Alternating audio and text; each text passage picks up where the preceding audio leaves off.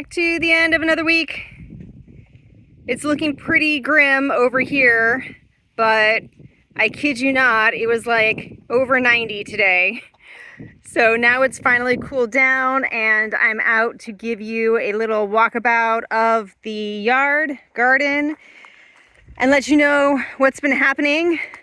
The big thing is that the heat over the last 2 weeks have really made me shake a leg on the irrigation. So in Squash Island over here, if I can get into it, I've plumbed in some irrigation. It's not automatic, so I still need to bring the hose that's over there and plug it in. But once I plug it in, each of the plants has their own little thing, and then in here there's actually 4.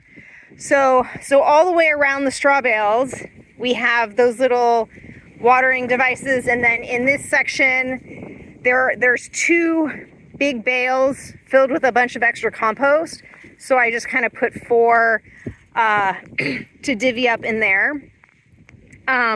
Seeing as we're here, I had been showing some of the things coming in, but my watermelons, I think, are pretty much ready to be harvested. So I read online that you're supposed to wait till this little thing gets brown, and it's pretty much like there's a tiny little bit up there that's not brown, so maybe I can leave it. But it sounds pretty hollow. It sounds pretty good.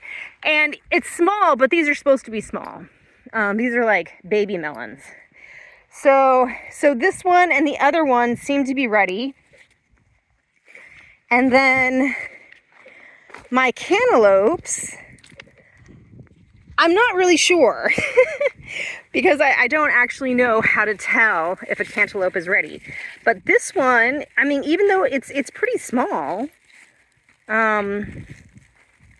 but it looks okay. I'm gonna leave it some more because I'm gonna try to look into seeing like how to tell when they're ready. But this one's a pretty decent size. I don't think these are supposed to get too big. They're not like the giant orange cantaloupes that you're used to in the States. I'm not exactly sure what it is, but like this one you can see is a little smaller. And I think I'll have to check, because I think the skins are supposed to be green and then the inside is still orange. But yeah, and here's a little baby one. So we'll see. I have a couple of cantaloupes in there that I need to figure out. This melon over here, oig, is also, again, like here's his little tassel thing, and it's pretty much dry almost to the main thing. So I think he's again almost ready. He sounds pretty hollow, but I don't know. I'm gonna leave him a little longer, but I'm eager to eat them. And then this one is definitely this one's definitely a spaghetti squash. And my kabocha squash are there, and on the other side are my butternuts. So those are happening.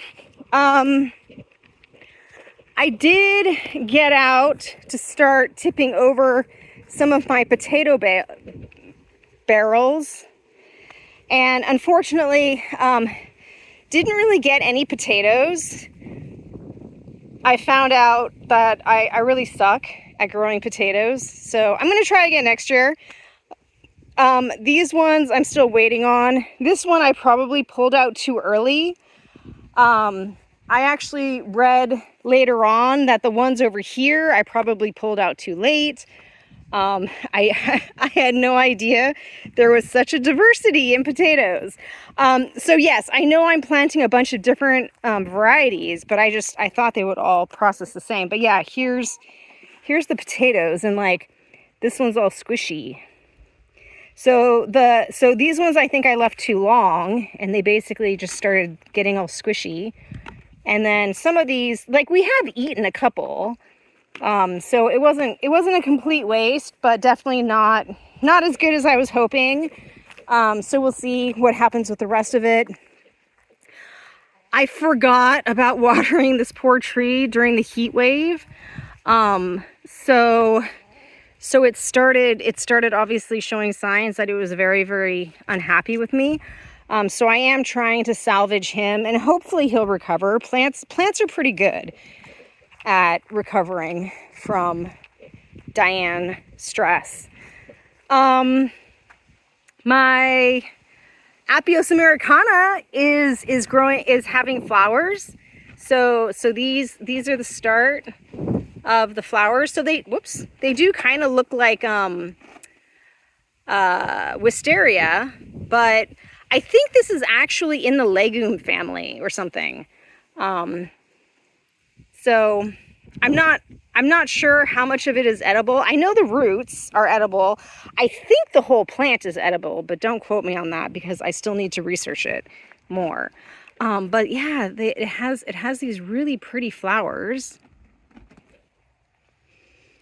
They don't really smell like anything.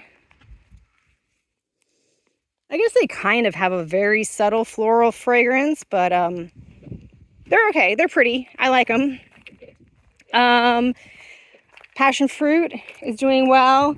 The dahlias are awesome. Technically, these will not overwinter here, and I'm supposed to pull them up and replant them next year. But I'm very lazy, so I think I'm just going to mulch the crap out of them and hope for the best. A lot of these, like, I plant things, and if they die over the winter, then they're just not meant to be in my garden.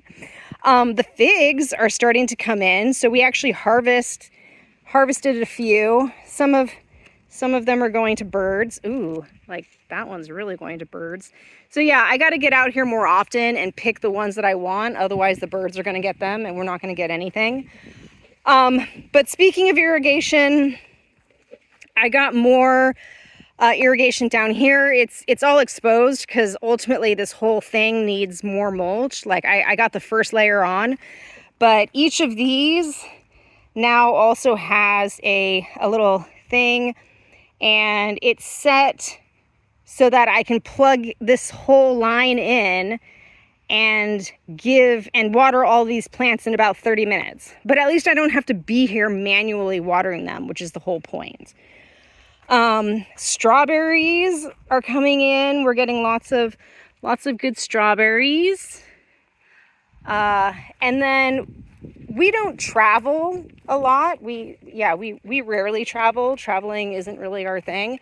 But since Francis likes to cook with everything from the garden, he's actually been making tons of amazing meals from all over the place. And right now we're working on fermenting the batter for injera. So that's like an Ethiopian dish that we're planning on eating tomorrow. So that should be fun. But